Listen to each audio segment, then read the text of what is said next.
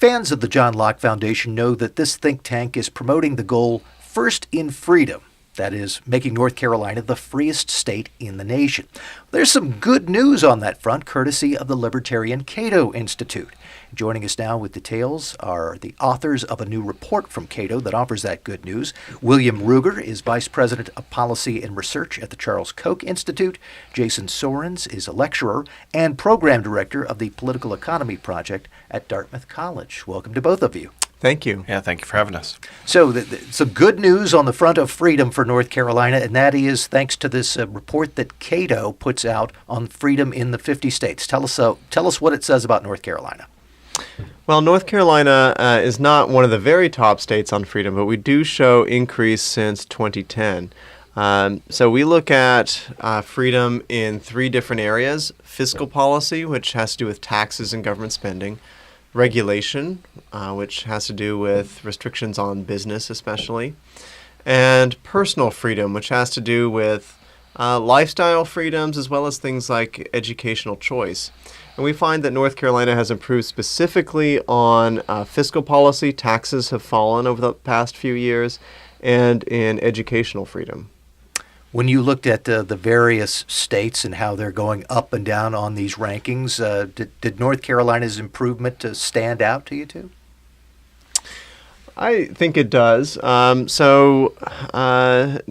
Carolina is a state that had declined some from 2000 to 2010. So it had fallen a little behind a number of other states, especially in the region.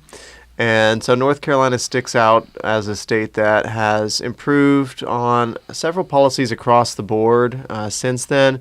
However, we do note there are some areas where North Carolina does stick out for still being much less free than the average state.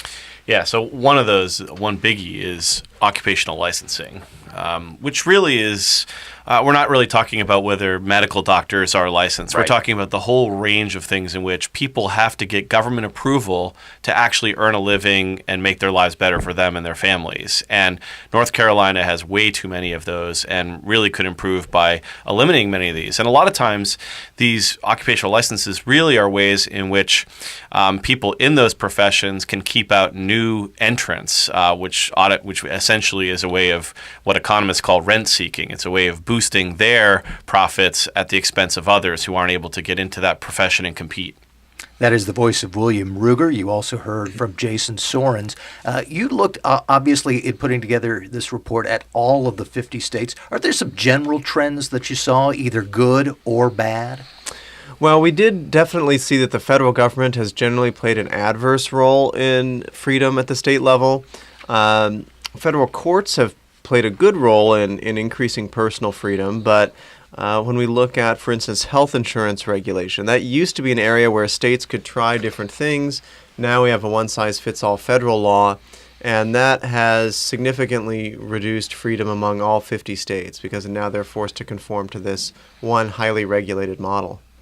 Yeah, any other outstanding trends that you think the state should pay attention to? Well, one thing I think you could pay attention to is the fact that you're roughly in the same general neighborhood of freedom with your neighboring states, states like Virginia and South Carolina. But compared to Tennessee, you perform a lot less well. So Tennessee is one of the freer states in the union. It's a top 5 state. And, having that competitive edge in your neighborhood is something that all states should try to take advantage of. So you don't necessarily have to be the freest state in the union, which would be great if you're trying to push towards that. But even if you could be in Indiana, say, in the Midwest, which is freer than states like Illinois, or you could be in New Hampshire, which is freer than the states like Massachusetts, Vermont, and Maine, or even be Arizona or Nevada in a territory where you're near California, which is one of the least free states in the country. So as our folks here in North Carolina are looking for ways to improve on freedom, you mentioned occupational licensing, but another thing they might want to do is see what Tennessee is doing and see what works there that might work here? Exactly. I mean, not to mention the fact that you could just look across the 50 states and use the data we have in our study to compare yourself. So something I used to tell people in Texas a lot when I lived there was, look, you'd be surprised, but Vermont, which is very liberal, a blue state, right, Bernie Sanders territory, has better gun laws when it comes to gun freedom than Texas does. And they'd say, no way. But you look at the data, it was very clear that Vermont was doing better than Texas. And that puts, the onus on a state that cares about freedom or claims to care about freedom to say, maybe we need to do things a little bit better here.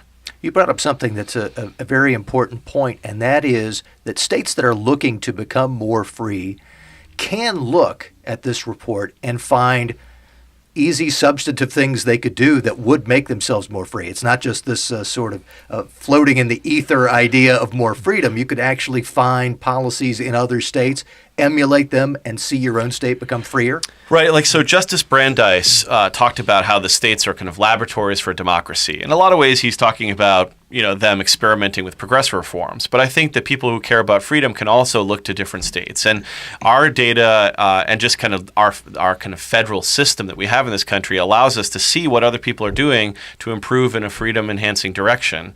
And you can just look around, because a lot of times people might say, well, that won't work. How could that work? Well, you could say, well, look, it's working in Oregon, or it's working in New Hampshire, or it's working in Tennessee, particularly when you're close to that area. So Tennessee or South Carolina or Virginia would be good examples for North Carolina to point to, because these are relatively similar states in certain ways. Yeah, I mean, the other point I would make is that there's no policy in this study that is crazy, extreme, beyond the pale, because they're all policies that at least one state has been trying. So, if you simply became as free as the freest state on all the dimensions that we look at, you'd be vastly ahead, of all the other states, and you wouldn't be some sort of libertarian utopia. You'd simply just be, the most free market state on all these dimensions, and that would be enough to make you, really stand out. And it really matters. So this isn't just us saying that, well, we like freedom and therefore you should adopt these policies. I hope you would love freedom enough that you'd want to adopt freer state regimes. But the fact is that it also affects other kind of consequences. So, for example, it affects economic growth. It affects whether citizens leave and pick up and go to other states, or whether you're attracting other citizens and those jobs and those businesses. And that matters a lot. I mean, a state like New York, for example, lost more than 10% of its 2,000 population over the last 15 years. And what that means is that if you're raising your kids in upstate New York, they're more likely to leave the state and move to a freer state. And there's nothing wrong with that for their own life project. But the fact is wouldn't we like to have opportunities for people in our own communities? And we can do that through attracting the kind of people and jobs that will allow us to flourish. That surprised us a little bit, actually. When we first started this, we thought, well, maybe people move for jobs, and so maybe economic freedom would attract people simply because it creates a better economic environment. And that does seem to be true, but we also found that people seem to move for personal freedom. So people are moving from states with less personal freedom to states with more personal freedom. And no matter what we control for, this comes out in the statistics. So it's a really interesting finding. Yeah, it's not just that people are moving to places that have better weather. I mean, certainly North Carolina benefits from that. But when you even control for that statistically, you're seeing that people are voting with their feet for more free states.